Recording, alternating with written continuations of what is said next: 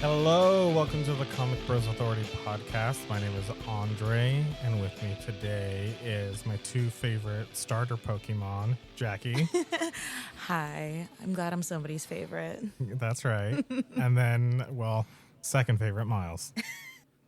Hi, how's it going? Oh, it's going. My mic didn't fall this time, so that's progress. That's good. That's good. I'm so glad for that. Because I'm so happy for you. The bar is set so low, but you know what? We can only go up from here. The bar set in hell. This is hell, baby. This is America. Oh, let me not get you started. All right. And welcome to the show, everybody. Thank you for coming back. We appreciate it. Hell yeah, we do. How's everyone doing today? It's been a week, but you know what? Can't complain. Same. Yeah, Same here. it's been a good one. Yeah, it's been really good. I just finished a smut book. Ooh, is it a manga? No. Manga, get out of here. Was it 50 Shades of Gay? Yes. How'd you know? I lent that to you. Can you give it back? Oh yeah. Okay. I'm sorry. I was having a little bit of time. Thank you. I mean, I hope you don't mind sticky pages. I'm just kidding. That was too crude for this podcast. Wow. You just... I don't get it. Explain. Can you explain? No. No, I've been reading this like romantasy book and it was just so bad, and it's book number 2 in this series, and I just want to I needed something grounding, and I got it with the book that you chose, Andre. Thank you. Yeah, no problem. So, as many of you are wondering, what book did I choose? Well, I chose Whiteout by Greg Rucka and Steve Leiber. It was a good one. What was that, Miles? I said it's a good one. Yeah, it's a right? good one. I liked it. I liked it a lot, quite a bit. Yeah, you know what? I'm glad you did. This is my first time reading this book. How about you? It was my first time too, and I'm glad we did read it because I know it's been on the docket for a while. So I'm happy we finally got to it. I actually read it twice. You read it twice? I did. Whoa. Because even though I've had a good week, it's still started a new job, so it's still kind of like the adjustment process. So reading helps me decompress. So I read it on Tuesday and I read it again today. It's funny, I felt like it was like a book report, but respectfully on Tuesday I was like, this is my only day to read it. It's like when you have to like write a report and you haven't even finished the book. Yeah. Yeah. So I read it Tuesday, and today I was like, you know what, I have some time. I'll reread it again. I liked it better the second time. So it was good shit. Yeah, it was. Holy crap, I was surprised. But then again, Yeah, I shouldn't yeah. be because I like the writer. Yeah, exactly. Andre's like, I'm surprised I chose a good book. Oh my God. I know, something that Miles likes. Oh, I'm not that hard to impress. You Please. know, it's so funny. It's like you and Melinda. Like, whenever you like a movie, I feel like Melinda won't like it and vice versa. And I'm like, that's so weird. You guys are Libras. Aren't you supposed to like We're two different Libras. be on the same page? It's always so funny. We're two different Oh, kinds of boy. Libras. Oh, yeah, you are. No, yeah, this book was it was really good. I am a fan of both the writer Greg Rucka and the artist Steve Leiber. Steve Leiber is I don't want to pigeonhole him into just doing like comedy comics, but that's what I know him for. Yeah, same. Yeah, but I didn't know he did this at like early in his career, with Greg Rucka. Yeah, so well, before we even dive like into that, let's just give a spoiler warning Yes. for possible spoilers that may be said. Here's your warning. Spoilers as fuck, actually. Honestly, Oh yeah, honestly, yeah. So yeah, I mean, I really liked it. It was my first time reading it. The only I'm only familiar with it from seeing it at a comic book shop like 20 years ago, and then remembering the movie trailer that came out about like 17 years ago. oh god, Oh my God, I remember that trailer too. I just never watched it. Yeah, same here. I never watched it. that trailer has always stuck with me, and then like the poster with Kate Beckinsale's face and like snow everywhere is always like stuck with me. It looks like a Victoria's Secret like model shot. Honestly, yes, she's gorgeous. I mean, she is. Yeah. Yeah, so just seeing that, I had a kind of a different.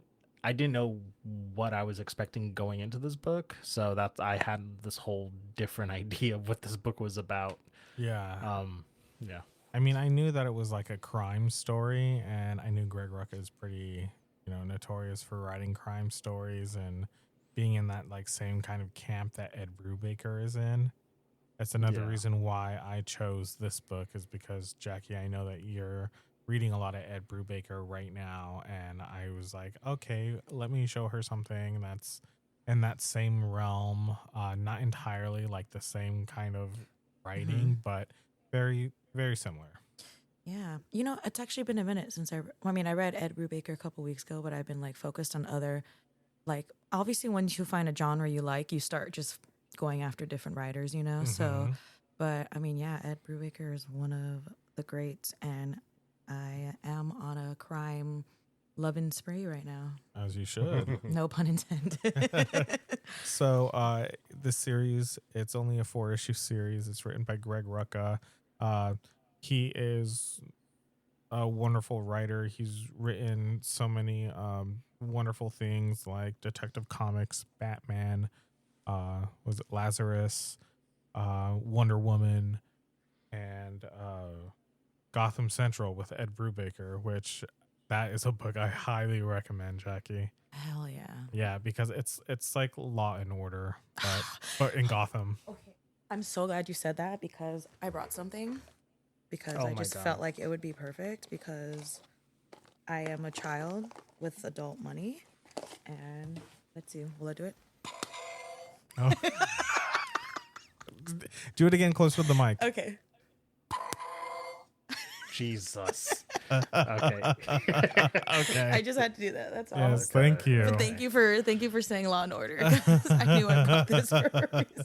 So this book is illustrated and lettered by Steve Leiber, who did a run with Hawkman in the 90s, and later on did Superior Foes of Spider-Man, Civil War Frontline, Superman's pal Jimmy Olsen, and The Fix, which The Fix and Superior Foes are personal favorites of mine.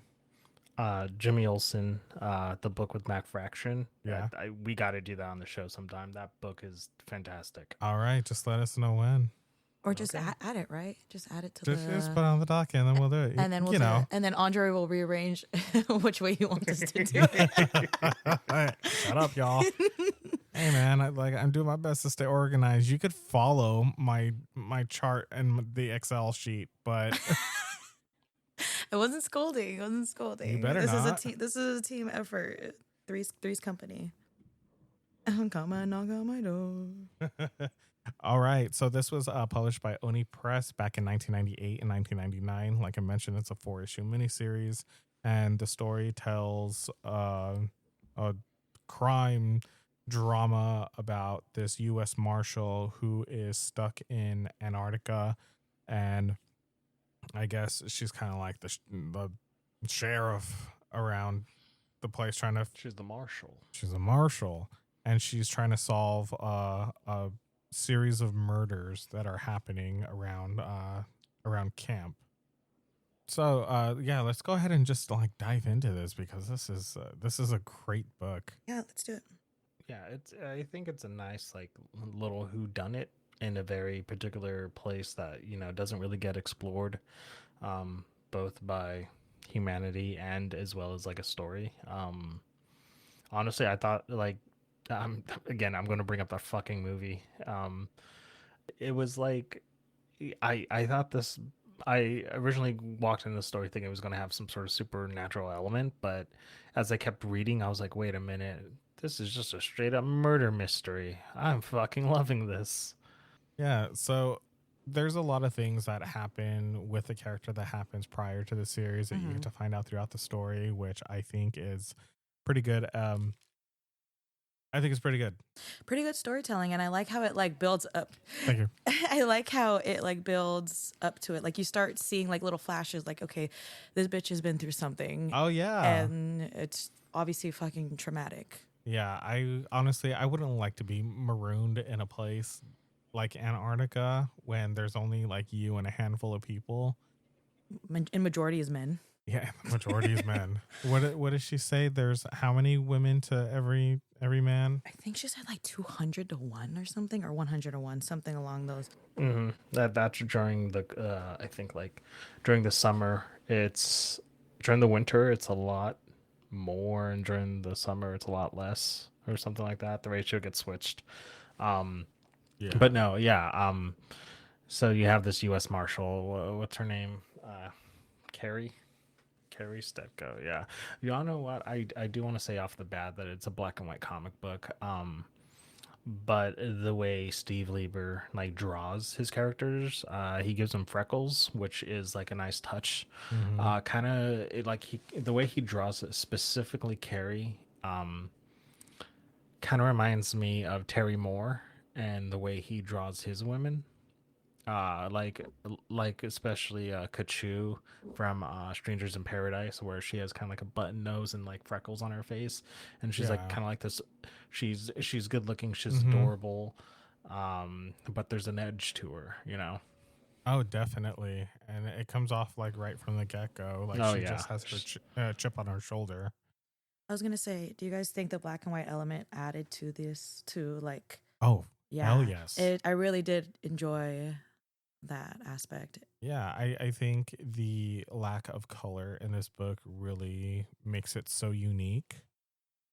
I just love black and white comics, and I think the way Steve Lieber really drew everything, the way he drew texture onto different characters like jackets, and I think the white was perfect as far as like conveying how like insanely cold Antarctica is, especially the scene with Yeah, the there's a lot of how do we say it, negative space going on because of like, you know, they're in Antarctica. It's just like a barren wasteland of just like pure like slate and ice and like snow. So I mean, good thing for like Steve Lieber is just that you can tell it wasn't too much of a daunting task. He's just basically drawing characters in that negative space.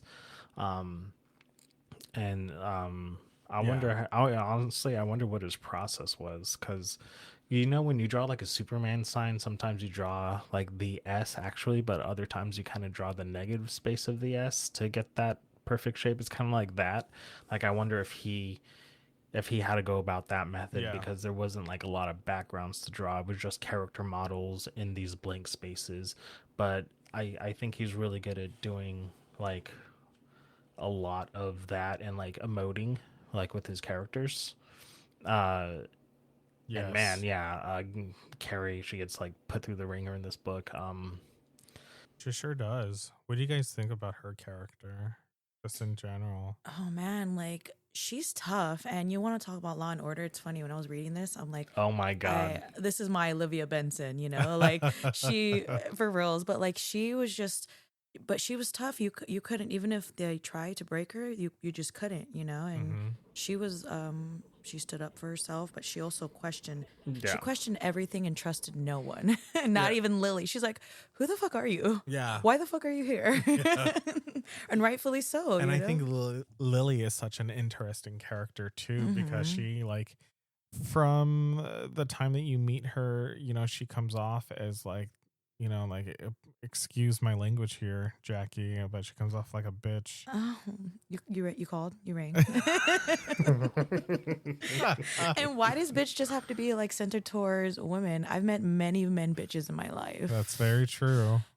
I'm talking to Yeah. two right now. Heyo. No, but you're why you gotta say it like No. short? Bitch. But I really like how she really kept like her cards close to her chest, making sure that, you know, no one knows what she's doing. But I mean, what she is doing by her presence being in Antarctica is illegal. She has her poker face, basically. Oh yeah. My my favorite one of my favorite scenes is um when Carrie was looking for someone who needed to take her where she needed to go, and she goes inside the movie theater, and all the men there are watching porn, and she's like, "Which Oh one of yeah. you pricks are going to give me a tour?" And then Lily just closes her book, and she's like, "That'll be me, but I've never been called a prick before." She was like, yes. All right, I gotta ask. So this book has two female lead characters. How do you feel about a man writing this story? Well, here's the thing. Greg Rucka is known for having one of the best Wonder Woman runs of all time. His Gotham Central, I think what crew did he do? Did he do the night crew or the day crew? Because either way, he loves Renee. Like because the way he writes Renee Montoya and Batwoman. Yeah, like going into his later Detective Comics run when he was writing Batwoman, Kate Kane, and even the backup story with Renee Montoya as a question.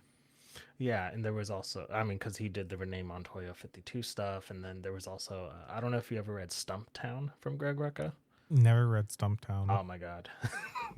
I think I've read most of Greg Rucka's like main Marvel DC book. Surprise, right? Right. Oh my god, basic. I know. I mean, I hit those indie shelves. Wow. It's a twin on twin crime. But I think I would be a little bit more kind of like, I guess, offended if he made them seem so fragile. But I think in a way, I mean, I know they went through some shit, but he empowered them. I mean, these were some tough chicks. I was about to say they're tougher than me. You know what I would do if I lost two of my fucking fingers? You know, I would lose it. I wouldn't be as composed as Carrie. I wouldn't. No, for sure. I mean, even when you guys get a cold, you guys are out for the count. Yeah, you've seen me. It's because 90% of the year we are at top tier peak immunity, and then so once we get knocked down a few pegs, after a few pegs,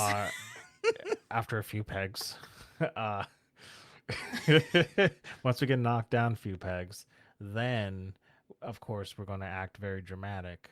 It's a subtle science, but it's there.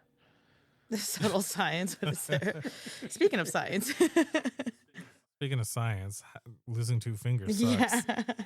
Okay, so that scene where like Carrie does, get that door open during the whiteout, and she falls to the ground after she closes the door behind her, and she's just screaming on that page.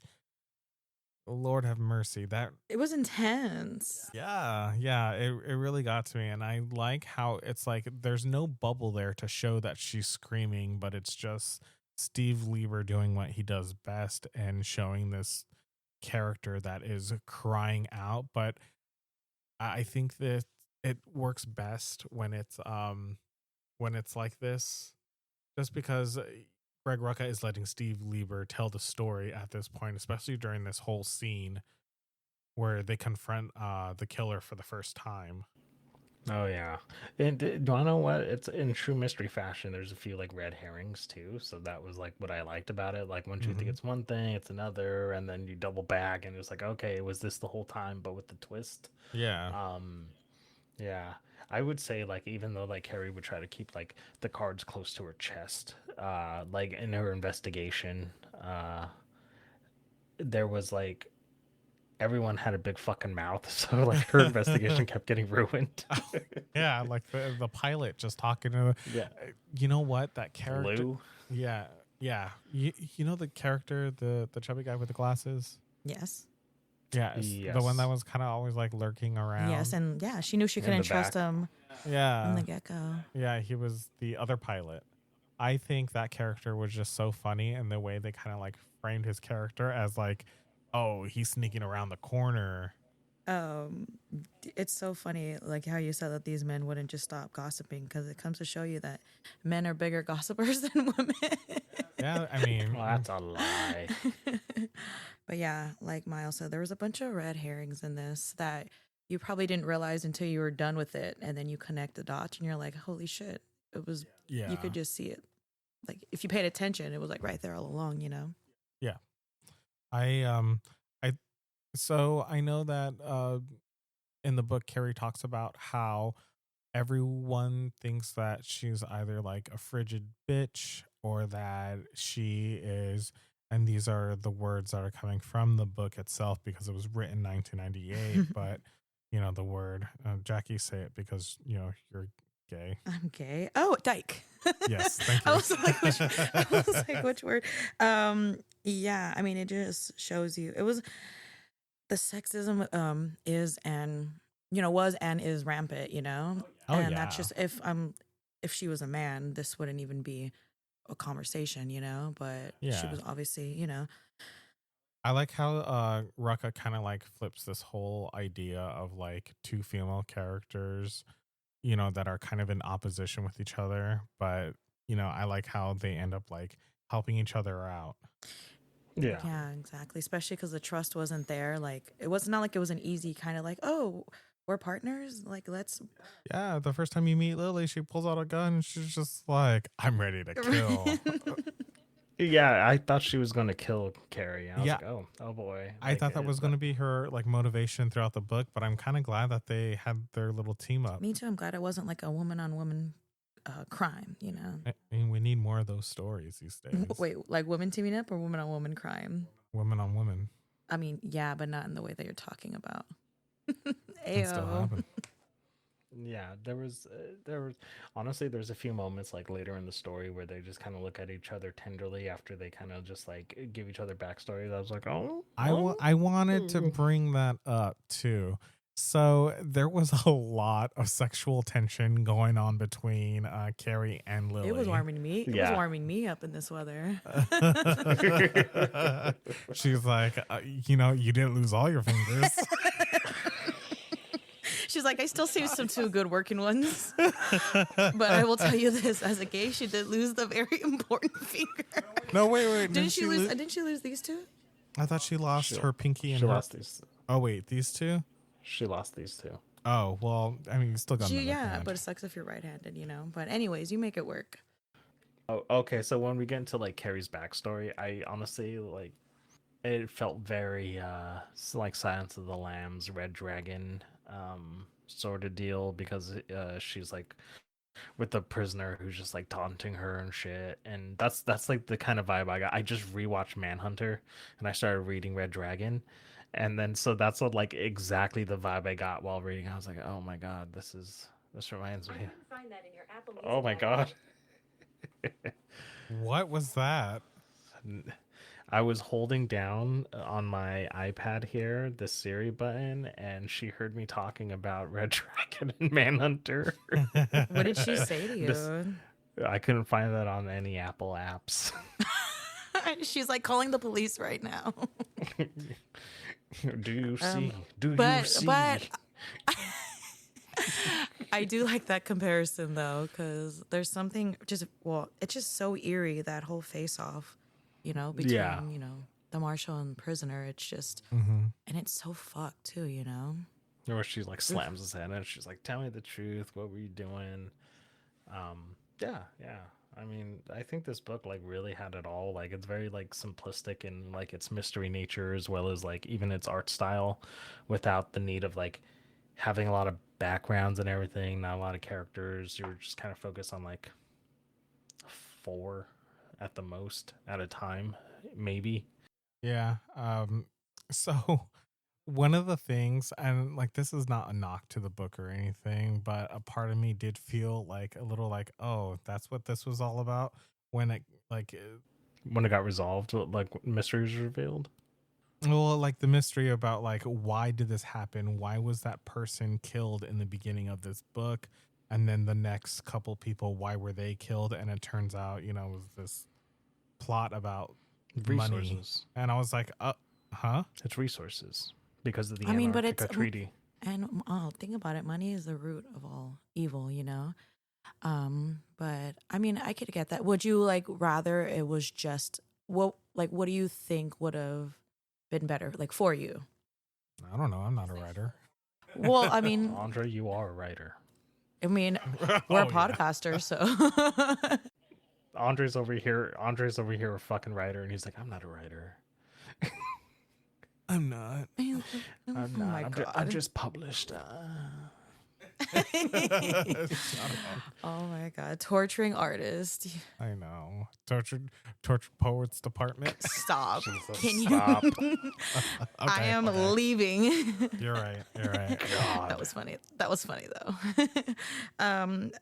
Did it just seem kind of like cliche too, like gold?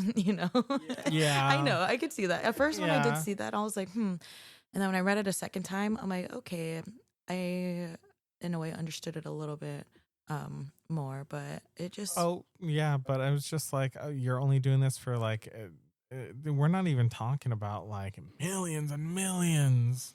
And it's honestly, it was just like a couple million at the most. I don't know. I'm kind of on the split 6 ways. it's like, so if you're gonna throw away your life, make sure it's like we're talking like multiple millions. I think I'm on the flip side of that. I actually like really like this. Mostly because I do kind of fall into like I do have a bit of a fascination with the Antarctica Treaty. And the nations that are part of it, which is basically every single one, and they're not allowed to go digging for resources over there, and you're not allowed to go past a certain point. And which leads into a bunch of conspiracy theories and stuff of like I was literally about to say that. I'm like, are you sure it's not because of flat Earth? flat Earth. Flat Earth is the big one that has to do with it. I don't subscribe to that like at all. I always argue with my friends like, with flat Earth.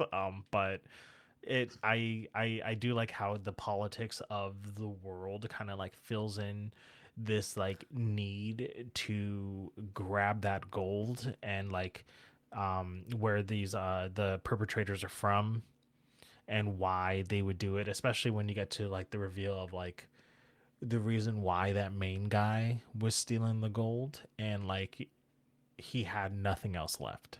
And I was like, I get it. I like this. Okay, yeah. Okay, all right. You won me over. Oh, good. Yeah. Very good. Going back to the art of Steve Lieber. I don't know. I just love that man's art. There was Yeah, some anything that guy does, anything he touches, I'm just such a big fan of. Oh, That yeah. would have been the perfect time for you to say anything he touches turns to gold. Oh my Because god. that was the root of this. No, there was the his shading style that he uses. It's that same shading style they used to use in like comic books and like Teenage Mutant Ninja Turtles and Cerebus like way back in the day. Yeah, there's a lot of cross hatching. A lot of cross hatching, Goodness. but this is what I'm talking about. Let me show you. I know. I'm sorry, audience. I know you cannot see. I forget what that's called.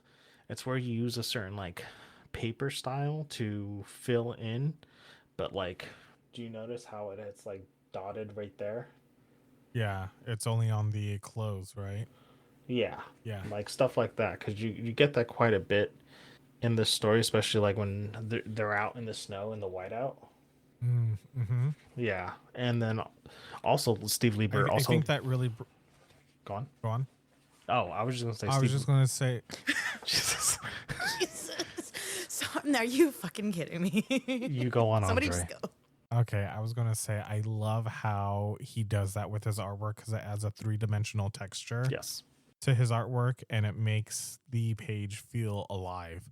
And that's what really just like throws me into the story. And that's why I was so like enamored by the artwork and just so caught up in everything because I read this whole thing in one sitting. Yeah, that's right. It's short, at 4 issues, but I mean, there's a lot of dialogue. There's exposition, but I was just so wrapped up in it, and I just loved it. And that goes to show you that even if it's something like 4 issues, if it's done well, then you'll feel satisfied. Whereas, when we discussed Where the Monsters Lie, you know how we said we just felt like we wanted more from those, because that was also 4 or 5 That was issues, 4 right? issues as well. Yeah. Yeah, we wanted something more from that. I know there's a part two, which I actually like a little better, but like, um, this was just so, like written so like well that you just didn't feel like you were missing out.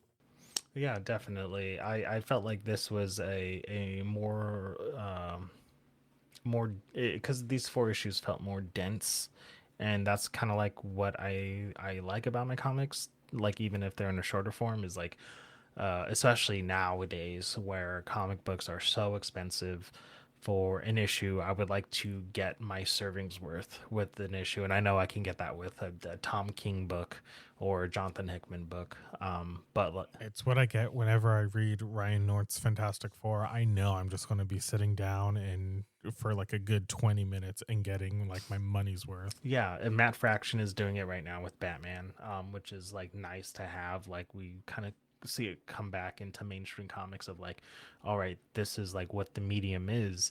Every issue you get a complete story, but you get something that is like worth it, you know, especially Yeah. in this era of like decompressed storytelling. Yes. Yeah, Absolute Batman is just killing it right now. That like at least I know I'm getting my money's worth with Oh, yeah. anything that's coming out. And you know, that's what's great about, Scott Snyder as a writer is Right. that, he's a novelist as well, just like Greg Rucka, they come from that. Some people kind of just jump into the comic book world Right. and, they go from there. But then sometimes you just get these novelists that just want to try their hand in comics and they write the hell out of these. Like if you ever go back, Like Joe Hill. yes, like Joe Hill. If you ever go back and read Scott Snyder's New 52 Batman, wonderful. It's I will, because like I've been impressed with him, and hey man, if you got it, you got it. It doesn't matter how you start off, you know. oh yeah, yeah, no, I agree. Yeah, and I mean, another more flowers to Steve Lieber here because I mean, I love Greg Rucka. I don't know how many times I can say that. But Steve Lieber also he lettered this comic book too, and I don't know. In my copy, you can sort of see like the stencil line of like where the letters were going. Oh really? Yeah, I was just like, oh, that's really neat to see. Like it was done in kind of like that old school way that I don't know what the terminology is, but I've seen examples of how they would do a classic style of setting the lines, and then that's how you got it like perfect before the computers came in. Yeah, I just love how classic letterers or classic by before the digital age of lettering of how letterers would literally be writing on the comic page itself and Yeah. yeah, and just trying to fit all of that dialogue into that panel or that page. Yeah, I feel bad for the guys who did like Stan Lee's Stan Lee's work. But no, yeah, like there's a lot of like old school craft done to this book where it feels very rewarding by the end of it. It's honestly when you talk Greg Rucka and Steve Lieber, like this book isn't mentioned more, but I'd say it's a really fitting one, especially for something early in their careers. I think this book is almost like, I mean, I'm sure at the time it got all its accolades and everything, but I feel like now that we're so far removed from it, it's become a hidden gem because I Yeah. don't really see it published like the way all of Greg Rucka's other work is published. Yeah, yeah, definitely. And I know that this is his first this is his first comics work. Is it? Yeah. This is his debut into the comics world. Get out of here! No way. He wrote a series of books and then he jumped into it and did Whiteout. Oh wow. Okay, yeah. I always like that. I always like looking at like these masters of their craft and where they start. Like that's just like one of my favorite things to do, as well as like your artist's favorite artists. Yeah. Sort of deal. I love figuring all that out. That's great. Oh my god. This is a hell of a way to Learn something start. Yeah. This is a goddamn bang. Yeah, and like you said, it's a hidden gem too, which is it's nice when we can discuss these hidden gems, but at the same time, like we want it talked about more. Like Yeah. it deserves it. Exactly, and which like begs me to ask, like, how do you fuck up on the adaptation so bad? You know what? That goes into one of the themes here, which is greed.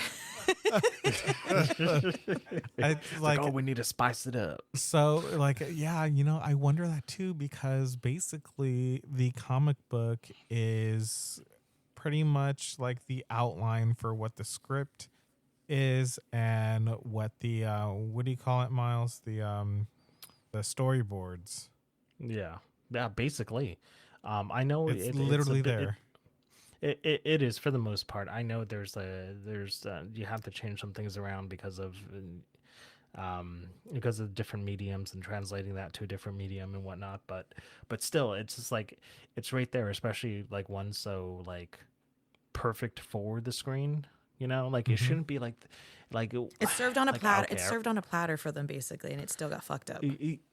Yeah, exactly. Because after I read the book, I was just like, all right, let's go watch that trailer again. And it's like the most 2000s fucking trailer, but it like makes it seem like there's something in the ice, and if it's not something out there that's gonna kill you, it's the ice. And I was just like, okay, By all ice, do right. we mean? Yeah.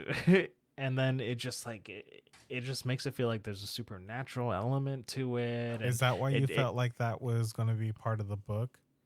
Yeah, and I was like, oh, okay. I thought it was like a sort of sci-fi thing because that's what I got from the trailer a long time ago, which was like my predisposition into this, where I'm like, oh, okay, it's not this at all. It's just a modern crime thriller. That's it. Yeah. Like just plain and simple. And I was just like, this is what I need after the bullshit I've been reading lately. So, except After for the Preacher, smut you've been reading lately.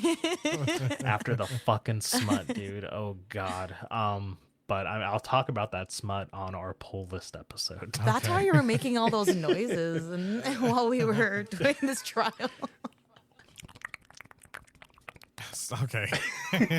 All right. So, like I know you were talking about like Batman stories, the one and dones, but there is the connective thread through each issue. Yeah. Funny enough that you do mention that because Greg Rucka does have like 2 graphic novels of when he was writing like Batman Detective Comics, where he did just that, and it was right after No Man's Land. Oh, where it was just all like this new Gotham era. Yeah, it's New Gotham, and let me tell you, it's fucking fantastic. Okay. It is just, it's great Batman, great crime, of course involving his rogues gallery, but yeah, oh my god, it's just, I think it's peak Batman.